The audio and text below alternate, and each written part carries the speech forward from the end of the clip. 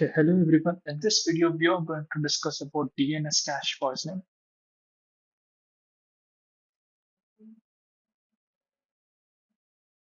I hope you're already familiar with DNS server, like what exactly DNS server looks like and what work does it do. So let's have a look. Okay, we'll open up a browser and let's have a look how DNS server hardware looks like.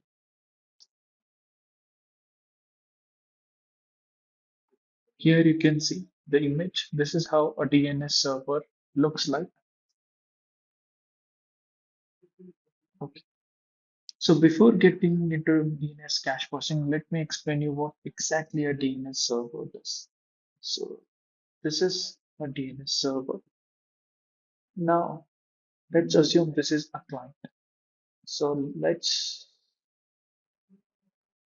assume this client has sent some request. You want to access a web page, www.google.com. So he has sent a request to this DNS server. So this DNS server will look through its registry and see what's the IP for this website name or domain name. So it will check if this is the IP. Now it will send this IP to this client. So the browser will go through this IP and then gonna send the request to the server, and whatever the request that has been sent by the client, the response will be received. So this is how a DNS server works. So now let's discuss about DNS cache poisoning.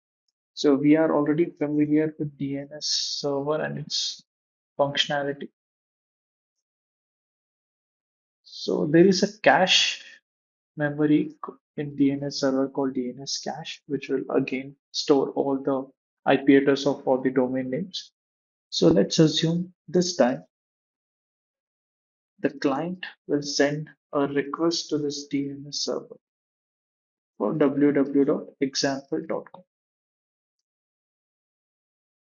So now the DNS server, yeah, here. So since we are discussing about cache poisoning, let's see what a hacker or attacker gonna do to our DNS cache memory. So a attacker gonna modify the IP address of this domain. For example, here we have www.example.com.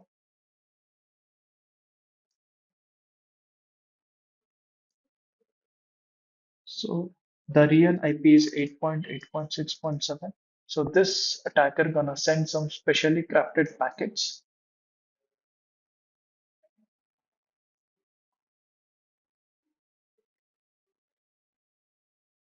and gonna modify or replace this IP with his own IP.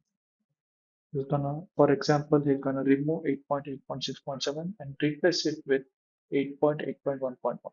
So now the DNS server will gonna respond like this is the IP for your website.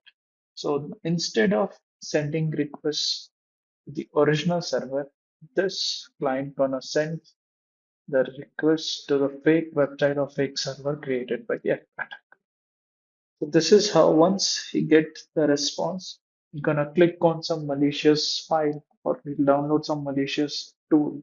Then attacker gonna get able to access all the details that is there in browser, like all the details that is there in browser, like cookies, session IDs, saved passwords, all these will be sent to the attacker. So this is how the DNS cache poisoning is done.